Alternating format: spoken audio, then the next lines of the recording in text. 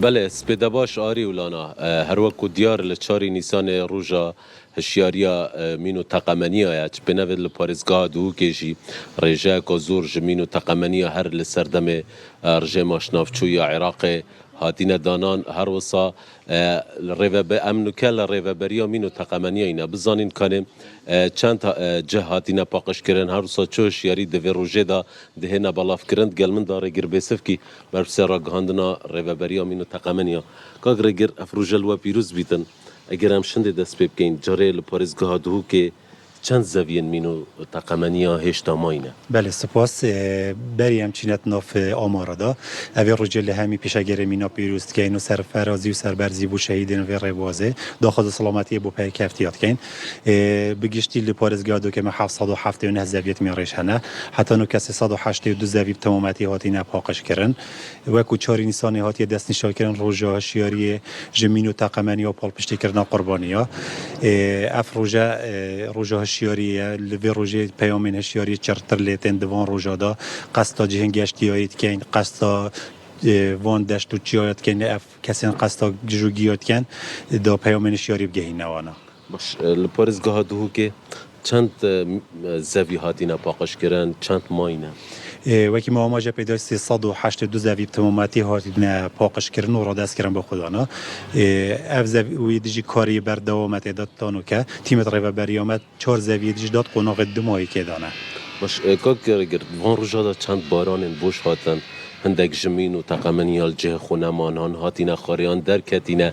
هوا بوی چکریه که این کنترل بکن تایباز جی پشت خلق چوات ناوا سیرانا بله تیمیمت آماده باشید دانه هر دم پیوندی یک بیت کل جهه کی گمانه که هبیتن کو مطرسیه کاله جه گری باران بارینا گلک جه مینا هاتیه و گوسه نوشته که سروشتی دم باران بارینه هر دم پیوندی یک بومت تیمت مت آماده باشید دانه کو لوان جهن شر لهاتینه انجام دان گلک بمبین چاندی لبن عربونو که سر عرض کتینه ویرجی پیام بو حوالاتی هشیاری وان جوره مطرسیا بن مطرسیا وان گلک جیامینا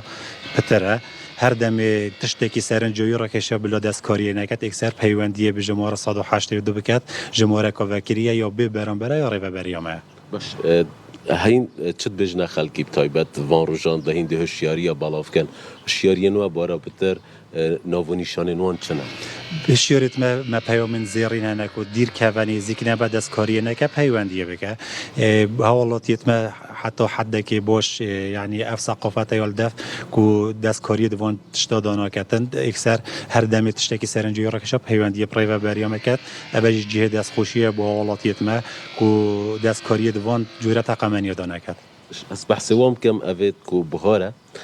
گیان بهاره در کتین خلق چی دوان چی هم تایبت او چی آسه بو گجوگیای این بوان چرن ماد کن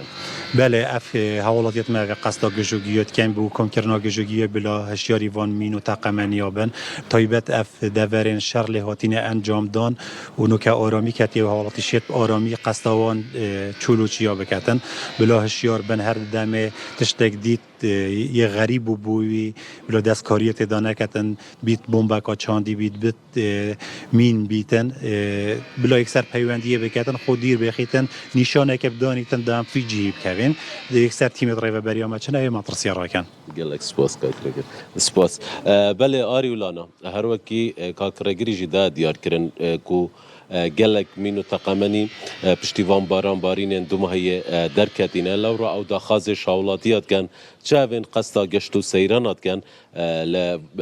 دوروبرین پارزگاه دو که ورسا جهن سیرانیان چه او کسین قصدا چیات کن جبو کم کرنا گجوگیای بواره که هر تشتکی دید سرنجاوارا کشا اکثر پیوندیه ببکن دا که بشین گیان خلقیه بسلامت بیتنو بشین اوان جها جمین و تقمنی پاقش بکن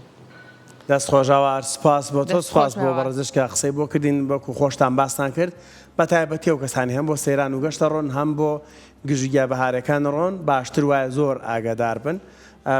مەڵێ پارچوون بۆیە ئەڵغام و مینی لێ نەبووە ئەم ساڵ لەواتێت بەهۆی ئەو لافا و ڕاماڵینەی کە هەیە لەگەڵ خۆیان هێنابێتی لەبەرەوە زۆر باشتر وایە وریاتر بن چاوکراوەتر بن ئەگەریش بینیتان هێڵی گەرمی 182 هەیە کە تایبەتە بە دەستگای کاروباری مین ئەتوانن ڕاستە خۆپەیوەندیان پێوە بکەن ئاگاداریان کەنەوە با هیچ نەبێ ئەو مینە پاکرێتەوە لەو شوێنە و بە کەسێکی ترا نەتەخێتەوە. اینجا هەر لەم بارودۆخی ئێستاشا بەڕاستی ئاری لەبەر ئەوەی ناوچەکەمان ئیتر بتێنێت تێوەگلاوین لەم شەڕی کە هەیە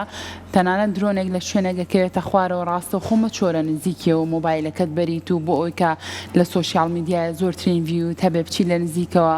وێنەیە خود ڤیدیۆ ئەو درۆنانە بگری ئەمانش بە هەمان شێواز